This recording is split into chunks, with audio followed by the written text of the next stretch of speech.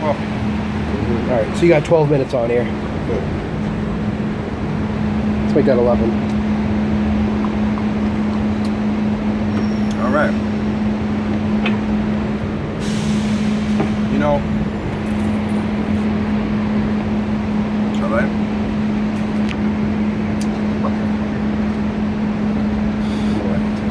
You know, I think it's important too that a real New Yorker, born bred, tells this kind of story. You know, I think that there's a lot of any New York movie you see nowadays has to do with a romantic comedy or a superhero bouncing off one of these skyscrapers here, and it's just not New York. You don't see New York actors, you don't see New York stories, and there's no New York filmmakers really anymore. And I think it's important. You know, you see some New York movies, but they're not done the right way.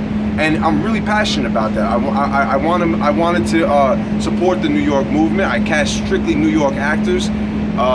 They need to be seen. I think their talent is tremendous. I think the only non-New Yorker is Katie. She's from Indiana. Her character is from Indiana. You know, that's how I like to do it. I grew up here. I worked in pizzerias. I drove cabs. I was a busboy. I bartended. I sold drugs. I did it all, you know, and I changed my life. Acting saved my life. Filmmaking saved my life. I turned it around 8 years ago, and I never looked back. But I was in the pits. I was there. I drove around. You know, I saw drive-by shootings. I lost a cousin to it. I saw fights, stabbings, muggings, everything that you could see growing up in New York in the 90s. It was crazy. It's not seen enough, and especially nowadays. I mean, right now it's been the safest New York has been in a long time, which I think is amazing. I mean, that's what you want.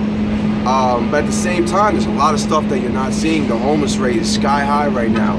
There's people sleeping on the sidewalks, broad daylight everywhere. You're stepping over them right now in Midtown. And the heroin. It's sky high too. The percentage of users. I don't see movies like this being told. How does that impact the story and the story you want to tell? It impacts the story that I want to tell. What impacts the story? Drug crisis impacts the story. The drug crisis impacts the story. Reframe the question. Yeah. This opioid and heroin crisis impacts the story, and the drug crisis and even the homeless crisis. It impacts the story because that's what's really happening in New York. I mean, that's what I want. I want these people that are going through such struggle and pain and hurt to be seen. There has to be something done about this. I mean, you know, it's not just about making a movie here. It's about putting out a message. It's about putting a stop to this or trying to help others that are going through this. You know, it's a disease and it's an addiction. You know, and I'll do anything in my power to help others and to try to help people get off this. And there's a lot of people that can relate to this story. You know, and it shows that people go out of their way to kind of do what they can to get things done. My character Vic is very optimistic and wants to go against the system and wants to take down every little bit of heroin in New York City by himself and just. Can it be done? I mean, no. You need everyone to come together and try to do something, which is why we're making the movie. But you know, in the movie, in that world, Vic tries to make a stop to him being a cop, him having a love affair with a heroin addict. Can you talk a little bit about, like, me personally, I see Vic as a bit of an anti-hero, right? Where not just him willing to cross the line, but that, you know, it's kind of like when you fight evil, it corrupts you when you try to fight it. Can you talk a little bit about the character as this anti-hero who is, you know, like having that internal struggle? I mean, you know, my character Vic Mendoza, he's an anti-hero in plenty of ways. Writing this, I didn't want to go. I don't go for any time I'm writing is like the leading man being an anti-hero and you have to fight for him. In this particular story, though, you know, he's a New York City police officer. Right now, they don't have the best reputation, right? And bends the law to obtain it a little bit. He breaks the law to obtain it, matter of fact. And there's some things I don't think you can agree with, but then if you understand the bigger picture behind why he's doing these things, you would understand. And I think that's what, when you see him breaking the law, but to take down a family, maybe that'll stop another truck, an 18-wheeler of heroin coming into the city, but he has to go put a gun to somebody. That's a difficult choice to face, How do you side with that, It's all right, why don't you talk a little bit about the crew, about how you work with the crew, and when we were shooting some of the shooting days. So the crew, I'm so tremendously honored and grateful that I was able to meet these guys. A few years back, I was doing a film called Contents Under Pressure, and I met Nick, who was doing the sound on our production now. I had met Connor about 5 years ago on a feature film called Monsters of Mulberry Street that we produced together and is in post-production.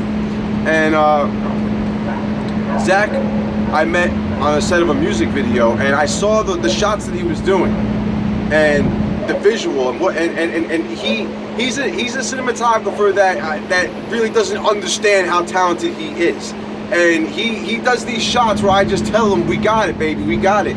And he might not understand it, but what he does is so amazing. And I knew that when I met him on the set of the music video, and I was like, I have to work with him, and I'm going to work with him. If no one else wants to use him for a feature film, well, I'm going to. I can tell you that.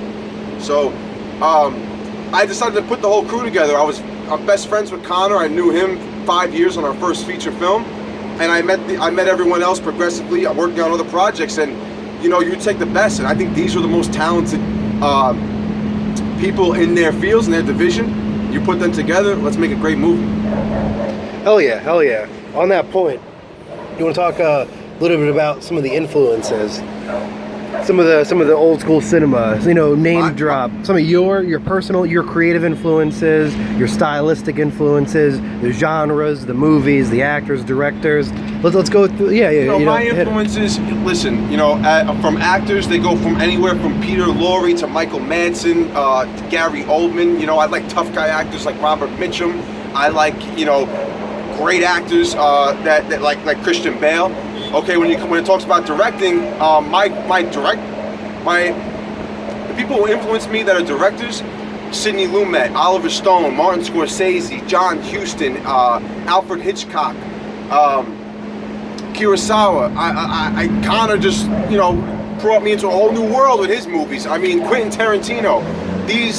Everyone always talks about I'm doing a Tarantino kind of movie, a Scorsese kind of movie, this, that. I'm making a movie, you decide after you're done. If we could raise the money to finish this film, you tell me what you think at the end. Some of the ambitious shots, some of what we need the money for, the zooms, the cameras, the lenses. I'm just full of energy as a director, as a filmmaker. I might not have the money, but my eyes are bigger than my stomach when it comes to the lenses I want to use and the filming I want to do. I want to do zoom shots that might go from here all the way to the freaking Intrepid, okay? And you're gonna have to go all the way down and zoom in. I'm talking about William Friedkin. I'm talking about, Bullet, Steve McQueen kind of zoom in, zoom outs long. I like to do long takes. If you have a problem looking at your phone, shut it off, because I like to do 3-minute long takes.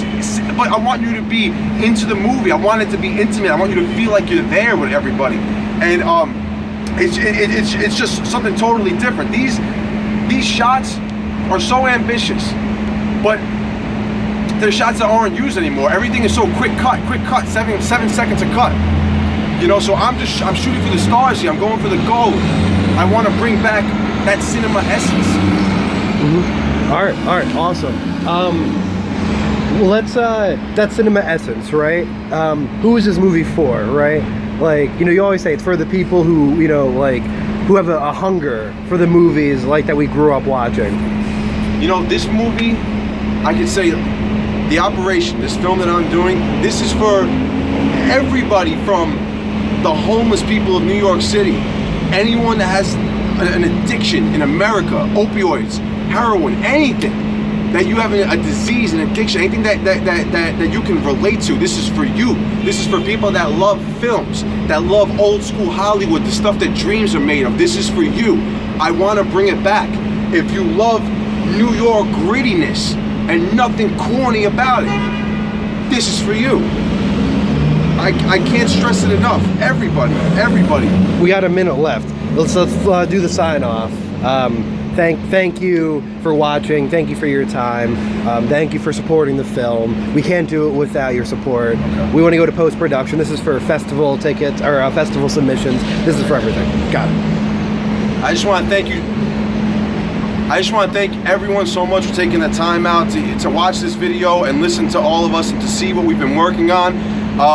I really hope that we can continue to work on this and finish this project. You know, we need to raise funds to go into post-production for film festivals. Anything would be a great help, and just you watching this video is a great help, and I can't thank you enough. Great. Cut.